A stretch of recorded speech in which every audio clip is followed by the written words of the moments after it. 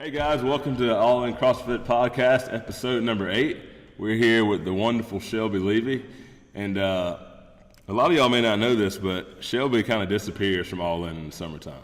You know, I know exactly what she's doing. Fancy vacations, but a lot of people always ask, "Where's Shelby? Where's Shelby? Where's Shelby?"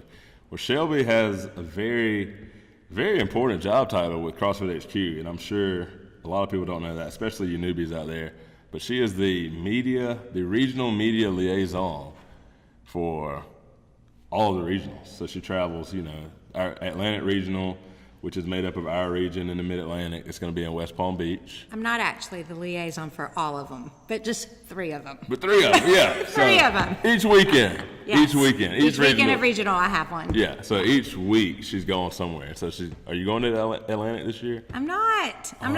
My own home regional. But what regionals do you have this year? I will be at the South in Salt Lake City, the West, which used to be the California. You came and worked with me one time there. That was a good and time. then the Meridian in Spain, Madrid. So she gets tough life. Yeah, it's a hard gig. She gets to travel for it, and so that's what she's doing. So, let's just find out a little bit more about it. Let's talk about like how you got into this, how you became the media liaison for CrossFit HQ. Well, we have to go way back for that, and I do think this is a great story because you're involved indirectly in it. But way back in 2011 at the Dirty South Regional, as we used to call it back then, the Southeast Regional, our gym had a team, World Camp CrossFit. You were on it. And I had to go to a wedding in Chicago, so I couldn't be there to see what was happening. But our team was doing really well up there high on the leaderboard, and Twitter was just a new thing, kind of. And I kept looking at Twitter for updates, and maybe you'd get one every hour. Yeah. And you knew how obsessed I was back then. I drove my husband crazy, constantly checking to find out where World Camp was. And, long story short, you guys made it to the games that year, beat out a lot of the old guard of CrossFit. Oh, geez. To get there. And I was so upset that I didn't feel like I could experience it. So I got on this mission that I was going to be the next Twitter girl for the Southeast Regional. And I just had to figure out, how can I get in there? How can I get my foot in the door? And so CrossFit ended up putting a post on Facebook that they were looking for writers. And I was like, okay, I'm a journalism major. And they told me I needed to submit a sample. I wrote a story about this awesome athlete in our gym, Jessica, that was starting to make a name for herself. And they took it, they actually published it, and I started writing for CrossFit and covering our region during the Open, because the Open was just getting started and all that. And when regionals came around in 2012, they asked me to be the head writer. It's a lot different now. We didn't have a live stream of every heat, every event back then. The dark ages. The dark ages. So they would have a writer who would write recaps of like the first half of the day, the second half of the day. And it was so much fun. I would get to go interview the athletes as they were coming off the floor. I'd use my phone as a little voice memo and write this little recap. Well, somehow they thought that I was the Twitter girl. I don't even know who did Twitter. And they asked me to go to the games that summer. So the summer of 2012, I went to the games and tweeted the Masters competition, which back then was in a parking lot in the hot Los Angeles sun. And if you know me, they wanted a play-by-play, and that is what they got. And on my first day, I got in Twitter jail for making too many tweets on the Masters competition. Locked down. But it was so much fun, and so that was really my beginning of this. In 2013, the media director for that regional, for the Southeast Regional, was pregnant and could not commit to going to regionals. And so that's how I fell into that role. And I've been doing it ever since. And back when they rearranged the regionals 3 or 4 years ago? 4 years ago, I think. 4 years ago, yeah. 4 years ago, they decided to take my position and send us to a regional each weekend, because it just got a little bit more technical to have somebody new at each regional. Lots of the same issues coming up, and if you've been through it, you would know how to handle things. So 4 years ago, I started traveling to each region, which is a lot of fun. It's a lot of work, and I love seeing these people. I've been working with it so many years, but it is hard leaving my family and leaving the gym, and nobody knows where I've disappeared to, but that's what I'm doing. I think just hearing that whole story, because I've been there pretty much the whole step of the way with you, that you've been doing it, but just to go back and like relive it again as you were telling it, like the people that are getting into CrossFit now, and they, it's like every day there's something on Twitter, Instagram, Facebook. Whenever you want to watch the games, you just pull up on a live stream somewhere. But back then there was nothing. I know. Nothing. You just didn't have the information. And one thing CrossFit will say is they are a media company. That's what they want to be known for. So, now every regional event is live streamed, and they have the social media going all the time. Yeah. And it's just been amazing to see how it's progressed. Yeah, because I remember in 2011, I was the second year, it was at the Home Depot Center in LA. Yeah. And I thought we were big time. Oh, big time. Do you remember? This is when Chris was on the games floor competing with the World Camp team. Ages ago. And the tennis stadium, which they quickly outgrew, which is pretty much why they are now in Madison. We'd go there and just put a shirt on a seat. Oh, yeah.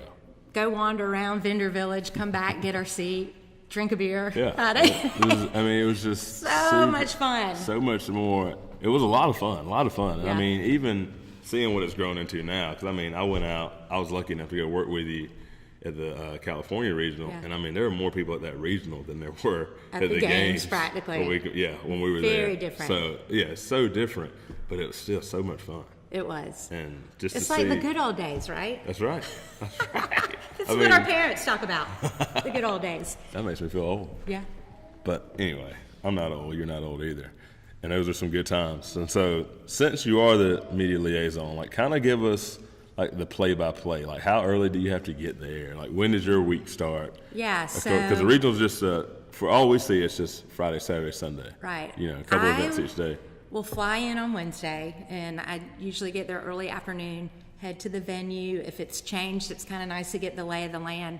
Starting Thursday morning, the production team comes in, and they've got a lot to set up, and I have no idea what they're doing. It is beyond my knowledge, but I am there, so if they have a problem, I go to the people that can solve the problem. And that's really our number one goal on Thursday is getting that broadcast up. So they're ready to live stream. And sometimes it hasn't happened until like 2 a.m. Ooh. in some regionals. Just things don't work out. The venue, there's a problem with the venue. So it can get a little stressful at times, but that's our number one goal. My volunteers will come in on Thursday night for a meeting because we hit the ground running on Friday morning. I have all my volunteers come at 7 a.m., and they're all divided up, so we're providing support mainly to the production team, but we also have volunteers for social media. If we have a head writer, or last year we had a remote writer, so we had somebody gathering quotes up, whatever that person needed to write their stories. We've got, people providing support to the media team, volunteers that help make sure everyone has food and drinks and heat sheets and all that good stuff. We even have a position for security because part of my job is enforcing the camera policy, which CrossFit is very strict with. So there's lots of little moving parts, and it all comes together. If you're on the media team, it's an awesome team to be on because you kind of do have the best seat in the house. A lot of times you're up right there by the press pit, or up on the stage, and so you can... Or even on the floor. Or on the floor. In my case. Bring it in the media screen for interviews. So it's a great team to be on, and I usually do make my volunteers be there all day, every day. And so how many, you just described, that's got to be a lot of people. How many volunteers total do you think? Yeah, so I want to have 20 to 25 volunteers on my team. It's nice to have 25. Sometimes people can't come last minute. Or some people don't want to be there all day. You usually have a couple volunteers that flake out on you. And so it's nice to have somebody that wants to fill in and be willing to work all day. And I keep laughing because every time you say something about a volunteer, I just think back to when I worked with you in, what was that, 2015? Yeah. Yeah, 2000. 2 years ago? Yeah, almost 3 3 years years ago. ago? Is it 3 years? Oh, yeah, this is going to be my 3rd wedding anniversary, so yeah. Okay, yeah. Yeah, it was before we got married. But yeah, I just keep thinking about this, and it's, people probably think that, oh, you're working media, so you're just out there having a good time, but it's a big hard work. job. And I want to say, just to get a regional going, that there may be 300 to 400 volunteers, maybe even more. Yeah. I should have that number handy. A lot of people. And these people, for the most part, are giving up their time, taking a day off from work a lot of times, and working their butts off all day long to make that event happen. And it's really all about, having that passion for CrossFit, being a part of something, so big, and you get to be a small part of it. It's pretty awesome. It is. There were a couple of times where I felt bad for having the cushy job that I had. And people were asking, like, how'd you get this job? Is this your 5th year volunteering? I was like, no, that's my first. You just had good connections, right? It just helps to know people. Just helps to know people. So competition starts. You're running around making sure all the volunteers are in place. And try to tell us a little bit more about the camera policy, because there was something, being in that media pit, I didn't realize that there were so many strict rules. Like your camera has to be a certain length, or it's out, or only certain people can take pictures at certain times depending on who their athletes are and all that stuff. So tell us about that, because you're walking around with a tape measure. Literally with a ruler. I look awesome with that ruler in my back pocket. So for spectators that come in, I probably should have reviewed this. I hope I get this right, CrossFit. The camera lens cannot be longer than 5 inches, and that is at its smallest setting. Yeah. But what they don't want is commercial equipment and somebody having access to this incredible regional event to take a picture of an athlete and then use it for commercial purposes. So that camera lens has to be less than 5 inches. You can have like a video camera, but it can't be commercial grade. You cannot use any tripods, monopods.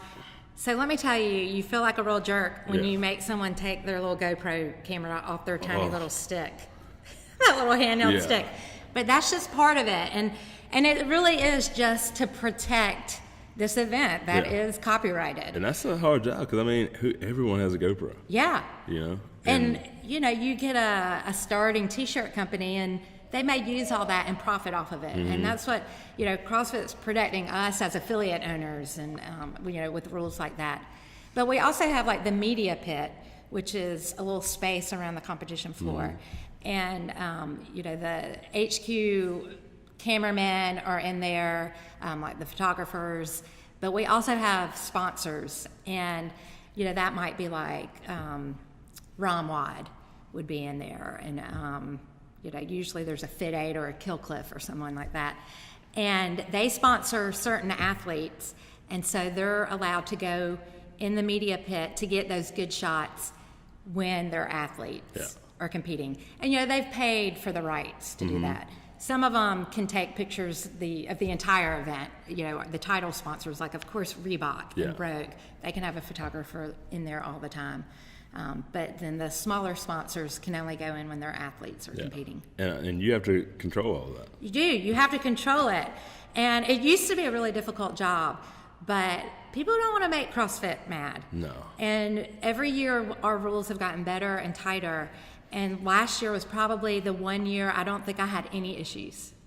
It was simple and easy. That's pretty cool. Because I also remember there being someone in the media pit, and she just sat there basically the whole day, making sure that no one posted anything that broke any of those rules. Yeah. So it's a big. That's a job. Yeah. Now what's really fun, and for some reason I always get caught when Dave Castro is there, and he usually tries to come to every regional. He's for a day. He'll make the rounds, and there'll be a family and their athletes out on the floor, and they're like, hey, look at that awesome spot where I can go watch my daughter compete. And Dave Castro is there every single time, and he'll grab me, who is that in the media pit? Every time. So you have to watch for that too. People will just walk right into it. Yeah, and I remember when I was there, it wasn't our weekend, the weekend I worked with you, but the next weekend, they made a rule where you could only wear Reebok apparel Oh, that's if right. you're volunteering. Probably because of you wearing Nike. Yeah, so I changed the rules. if you're on the competition floor or near it, which media usually is, they want you to wear Reebok branded or just not have anything that's screaming a competitor's brand. I just had to say that because I feel like that's my new claim to fame. I got Nike shoes banned on the competition floor. There you go.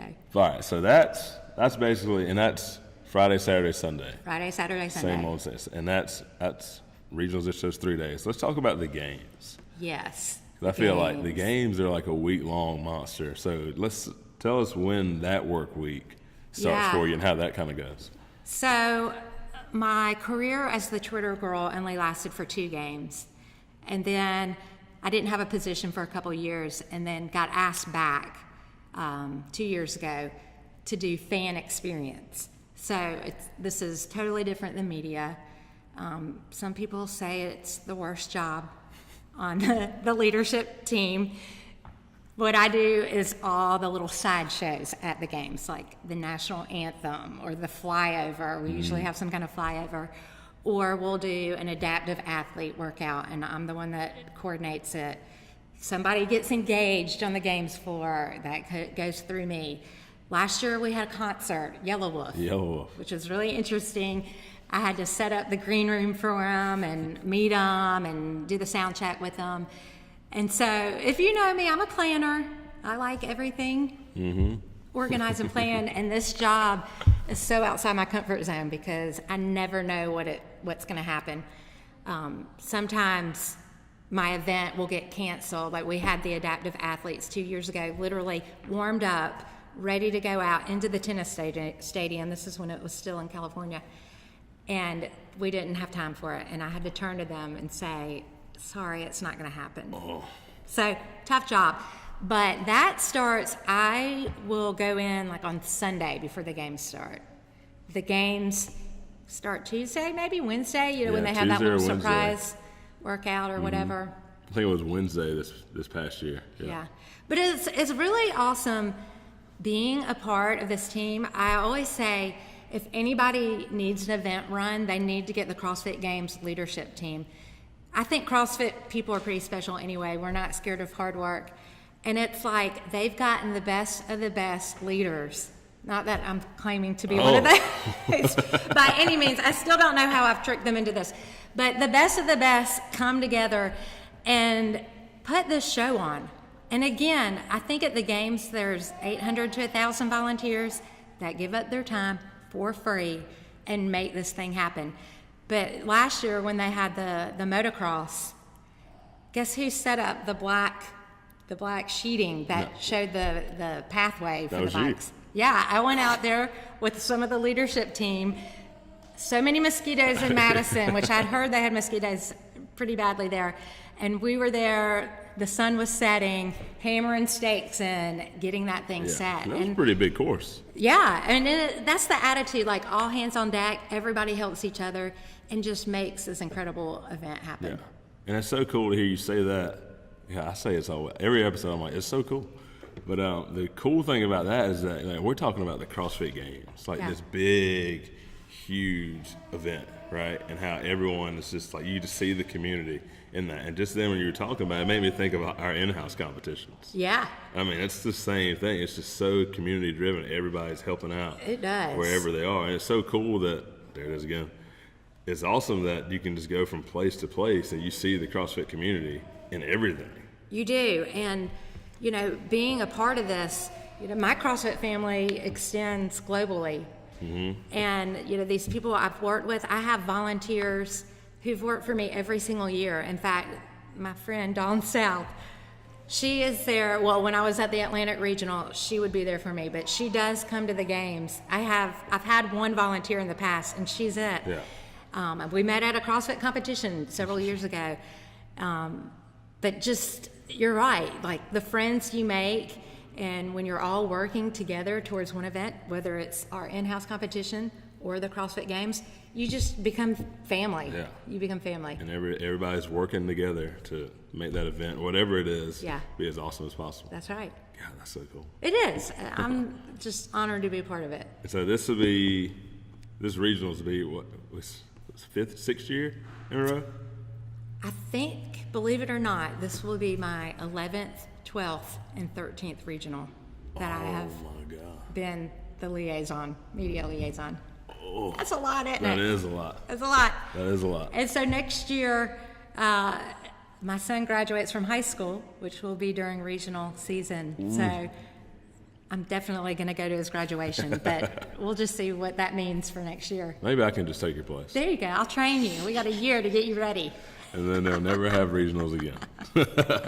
Well, that's awesome. 11th, 12th, and 13th regionals coming up. So guys out there, especially everyone here at All In, when you don't see Shelby for basically a month, yeah. Right? Because the great thing, that last regional is in Spain. My husband comes out and meets me, and then we vacation for a week. Yeah, a little so R&R. I'm pretty much gone for 4 weeks. Much deserved R&R. Yeah. And so hopefully everybody listens, and then I don't have to answer the question, where's Shelby, 100 times. But I gladly will, because I think it's great what you do. Thank you. For CrossFit HQ. I think it's awesome that you do for us here at All In. So I love it that you get to go, and I don't have no bones about I love taking care that of the you gym. support me in doing this, because that's a long time for someone to be away. I think it's awesome, and it's fun for you. So I love it that you do it. But that is, anything else you want to add? I don't know. No? Can you think of anything else? We'll have to come back for part 2. Yeah, part 2. After this goes viral, right? Yes. And Jarrett monetizes it and all that stuff. So, guys, that's episode 8. Again, here with Shelby, making sure that we all know what she's doing over the summer with her crazy job with CrossFit HQ. Make sure you like this video, subscribe. If you've got any questions, leave them in the comments, and we'll get back to you. See you.